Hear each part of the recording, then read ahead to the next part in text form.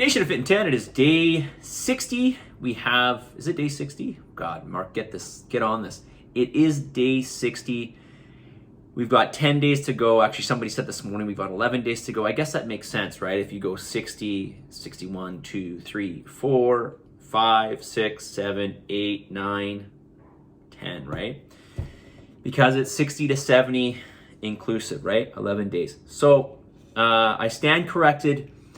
11 days to go, plus some bonus days for some of you as well, right? All right. Yesterday I talked about exercise sequence, and I kind of jumped ahead because really we were talking about, and I did mention this a little bit, but not really. So we need to be very, very specific when we talk about exercise sequence, and of course, what are we trying to achieve? This all matters, and this is going to differ depending on what we're trying to achieve, right? But for the sake of the programming in the classes and for the sake of general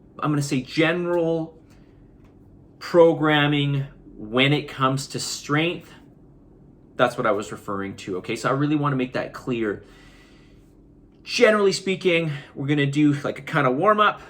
Then we're going to work on the compound movements, right? Again, those compound movements are the multi-jointed movements, right? If I do a bench press, just to reiterate, if I do a bench press, for instance, there is movement happening at my shoulder and my elbow joint. That's more than one joint, of course. I don't know why I put my finger up. That's two joints. That's going to be considered a compound movement, all right? If I do, like a tricep extension, there's just movement happening at the elbow. Generally speaking, there's just movement happening at the elbow. The tension is applied primarily to the tricep. We would consider that an isolated movement, not a compound movement. And this is where we would program in this type of movement, after doing those compound movements, because we don't want, for instance, our triceps to be fatigued when they're assisting us on, say, a press, right? This is purely as an example. Again, I gave the example yesterday of a bicep movement, right? We don't want to pre-exhaust the biceps before doing a row or a pull, because those are muscles that are assisting us in our rowing or pulling motions, okay? Now, there could be some other instances. Like, for example, I was just listening to Dr. Peter Attia. I don't know if you follow this guy. He's kind of a fascinating guy. He's really into longevity, exercise for longevity. So exercise for longevity. And he was talking about doing cardio. He was talking specifically being in zone 2. And this is not, by the way, this is not zone 2 as specified by the 7 zones put out for cycling, for instance. This is a different kind of zone 2. This is where you have a lactate, specifically where you have a lactate threshold of, I guess it doesn't really matter, okay? We won't go into the details. But you have a lower level of lactate in the blood, which just means you're just not working, you're only working to a certain degree of intensity. Anyways, he was talking about how if you are training for longevity and you're trying to maximize strength within the realm of longevity, I think that would be different than just trying to maximize strength without any regard to longevity. I think there would probably be a difference there. Although I could argue about that, I suppose, or maybe there's a misunderstanding on my part about that. He was talking about doing cardio beforehand, and he said how it would be better to do cardio beforehand than to do it afterwards. So, okay, that's kind of new to me. It's not what I'd recommend. I'd always recommend doing some cardio afterwards, because I think I've talked about this already in a video. I feel like I have. I would suggest that you do it afterwards so that you conserve all of that, especially all of that quick fuel to serve you when you're doing your strength training. Now, I understand you might say that, well, a lot of it's going to be ATP. It's not going to be glycolytic. It's not going to be blood sugar really driven. Although I would still, especially if you're training, upper body, I would still disagree. And I would say that would still undermine your training, especially if you're a high-end athlete, strength athlete. So I would do the cardio afterwards. And again, what are we trying to achieve here? He was talking specifically for strength in regards to longevity. Okay, strength with the goal of longevity. And when I'm thinking about it, I'm thinking about more strength and then the goal of body composition change. And those are not the same thing.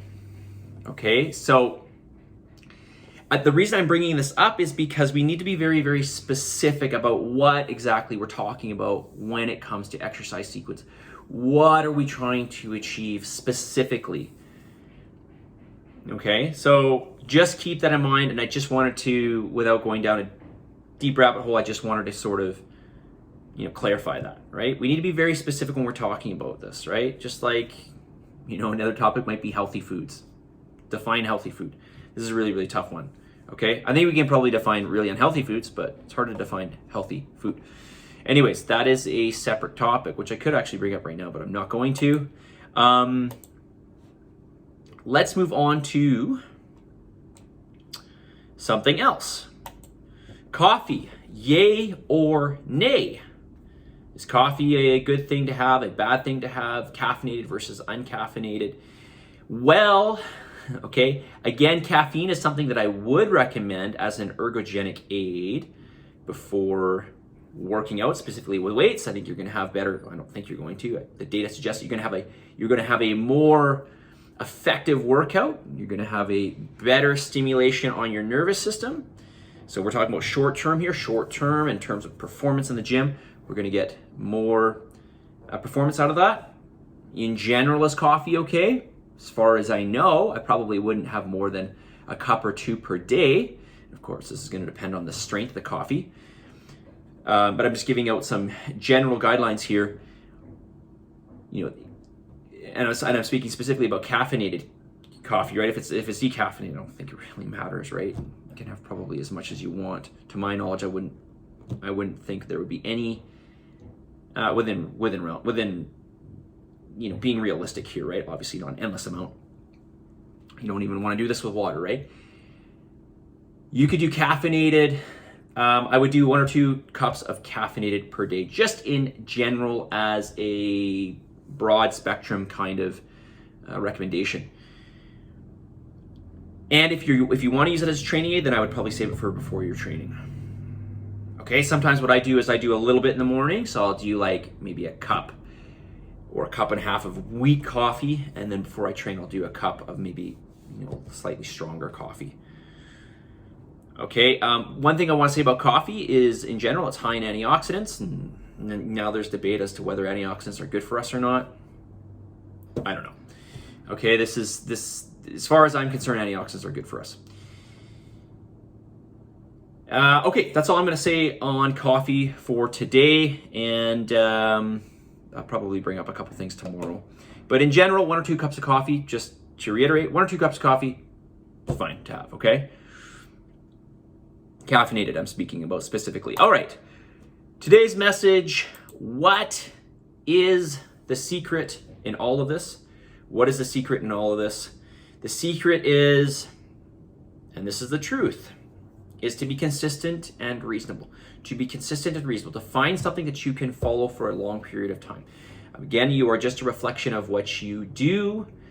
We need to find a system that works for you. And yeah, that might involve some small changes, but in general, you want to be consistent and, of course, reasonable. Maybe you'll be a bit unreasonable if you're trying to shoot for something that is maybe like, I don't know, maybe you're shooting for a photo shoot, or you want to, you really want to get lean or something. You want to take yourself pretty much to a point at which is, not something that we can hold for a long period of time.